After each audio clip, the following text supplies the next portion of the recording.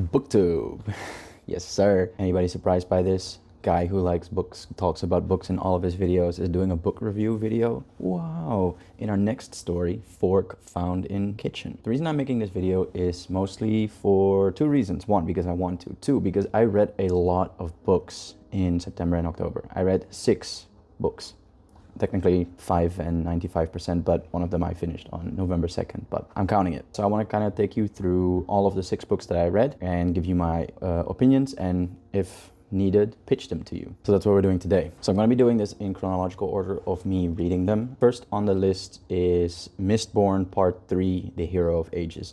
Mistborn as a whole is a 3-part series by Brandon Sanderson. It's actually my first time reading any of Brandon Sanderson's work, despite him being known as like the modern Tolkien, the godfather of the fantasy, high fantasy genre right now. Mistborn has been known to be his first or his easiest to get into books for his whole Cosmere. Cosmere is kind of, how do I explain this? It's kind of his whole universe where all of his stories take place in one form or another. The stories don't necessarily directly relate to each other, but sometimes you'll see cameos of one character appear in the next book. And people that say that the Mistborn trilogy is a nice place to get into the series. So that's why I did.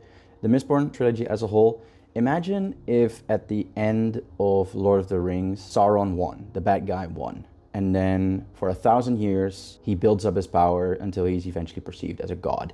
And the only way that you can stop him is by pulling off a Ocean's 11 heist in a high fantasy world. That's basically how people pitch the Mistborn trilogy, especially the first book, Mistborn: The Final Empire. As it goes on of the first trilogy, it tackles a couple of different themes, and I feel that all of the 3 stories themselves have a very unique story to them and a very unique set of themes to them. The third book, which is Hero of Ages, which is the book that I'm going to be reviewing, tackles themes of faith, it tackles themes of prophecy, it tackles themes of war, and it tackles themes of being the chosen one. Personally, I really enjoyed this book. I would personally rate it a 4.5 stars out of 5. Side note, my ratings are purely subjective. I'm not a literature major. I rate the books based on how much I enjoyed them throughout, how well the characters are rounded, how well I enjoyed the story, how well the plots are built up, if it feels rushed at any point. Those are kind of things that I go off of. 4.5 stars out of 5. I would have given this a 5, especially for the last like 25% of the book, which is just insane. Brandon Sanderson is known to do these kind of Sanderlanches, which is like an avalanche from Brandon Sanderson, where just everything gets flipped on its head, and you do need the first 3 quarters of the book to actually have the last quarter make sense. So that's actually really well built up story progression. The only reason I'm deducting a half star is because the first like 25% or so, or the first part of the book, it's kind of bleak. It's kind of miserable, and I understand that you need that for this, you know, climactic final battle against all evil, which they have later on in the series or later on in the book. But you know, that first part, it just kind of slummed me out a little bit. But very good read, very enjoyable book. If you are into fantasy books, or if you want to get into fantasy books, this is a very nice place to start. It's written in a modern way, so you don't have to, you know, sit through Tolkien's 1950s writing. The characters are really well rounded. There's a lot of humor going around in the book. It's very fast paced, high action, so it's super fun to read. Definitely recommend it. Up next, book number 2 is Kafka on the Shore by Haruki Murakami.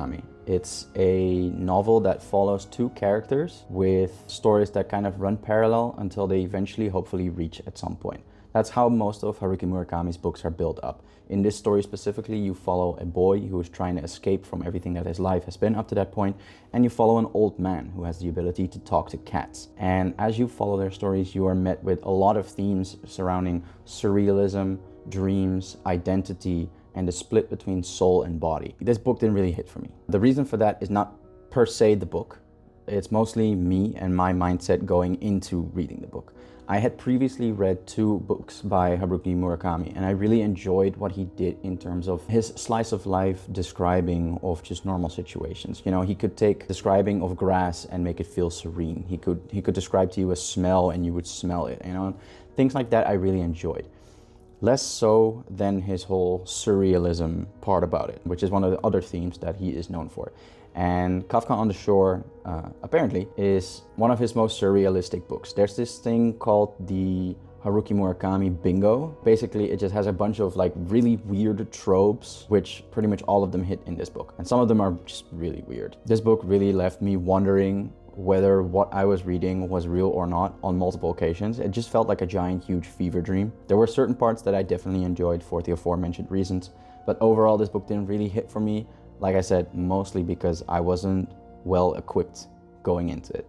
So that's why I've given it 2.75 stars out of 5. I would probably want to read this again sometime with the newfound knowledge of how to actually read it, but it was a bit above my pay grade going in blindly. Up next, we have The Silent Patient by Alex Michaelides. Now, going into this book, I was pitched the book as the best modern mystery thriller. So people have said that it has a huge plot twist, and it has like millions of ratings on Goodreads. So I thought I'd give it a shot. It's a very short book. I think it's less than 300 pages, so you can blow through it very quickly. Basically, the premise is there is this famous painter, and she is in an extremely happy marriage. And one day she murders her husband, right? And after that, she stops speaking at all, goes completely mute, and she's put in a mental hospital. In this mental hospital, there's a new vacancy opening up, and you follow this other character, and he wants to go help her. So he goes there and he starts individual therapy with her. And that kind of, the whole goal is for him to help her uncover what actually happened and then to reveal the truth. I have to say, it read really nicely.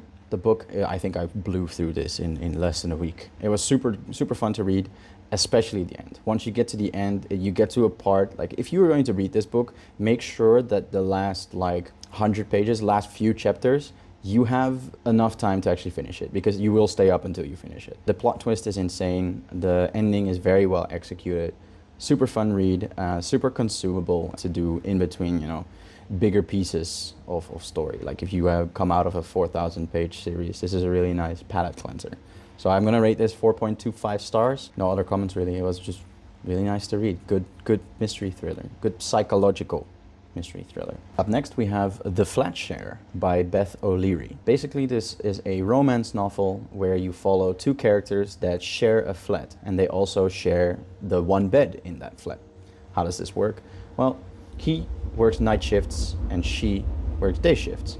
So they never actually see each other. They never overlap in how and what time they're at the apartment. The only way that they communicate is through post-it notes. And that's kind of all I'm gonna give you for this. It's a super sweet and comfy and consumable. It's a very bingeable read. Like you can just get through it. You don't really have to think too much about what is going to happen or what is happening. It's all pretty clear, it's all pretty out there. A very cute read. It was my first time reading a romance novel, especially one like this. I enjoyed it. It was fun. I think I'm gonna rate this a 3.75 out of 5. It didn't blow me away, obviously. You know, there's not that much plot to really blow someone away in that way. But it was just super fun, enjoyable, quick read. Once again, a nice palate cleanser in between all of the more heavy stuff. And then finally, I'm gonna group these two together because they're part of the same trilogy. I've started the Greenbone Saga, which is Jade City, Jade War, and then now Jade Legacy. The first two parts I finished in October.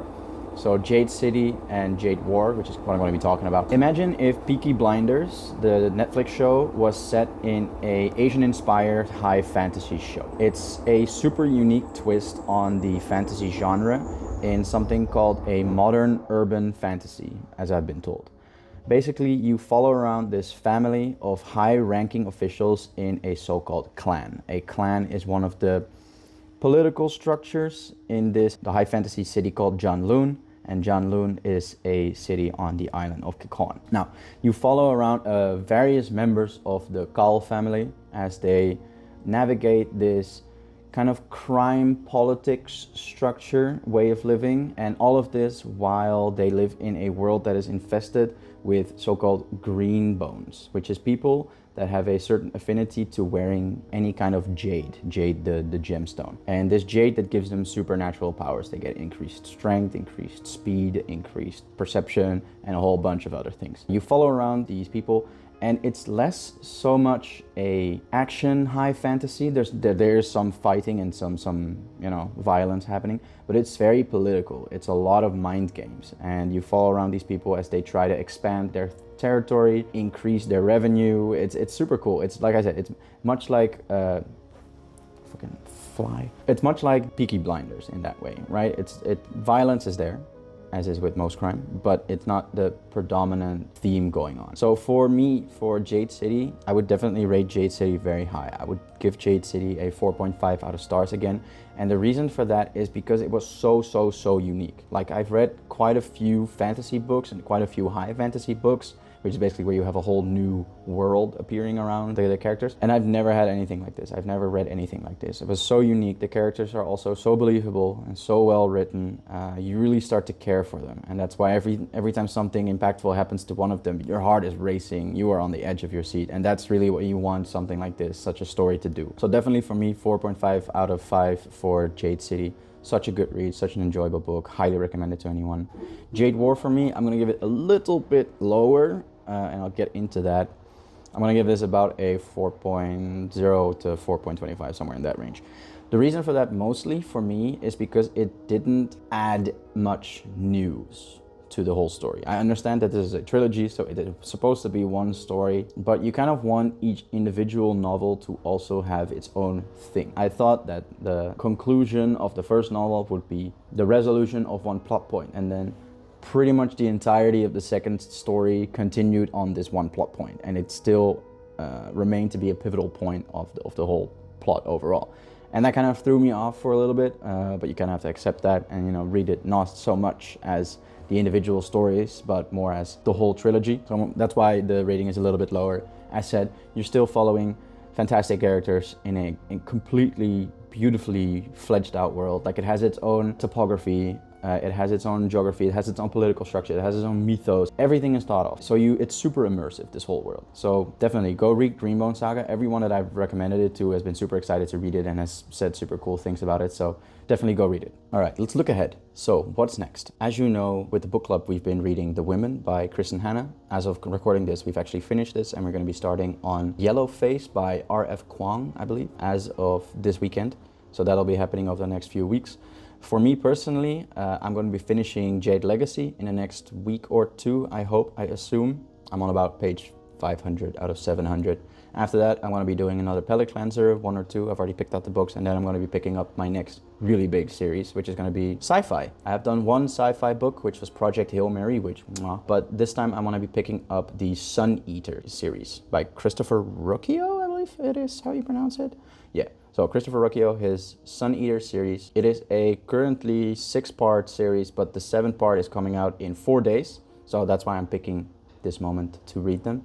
I don't know how long it'll last. They are pretty hefty books, so this might be all of my reading updates for the next month or so. So be on the lookout for that. Hope you enjoyed watching this little video of mine. I know it's a bit different from, you know, the whole reason why I started this channel, but like I said, I upload whatever the hell I want to upload. So hope you enjoyed, and I'll see you next time with whatever I decide to make, whenever I decide to make it.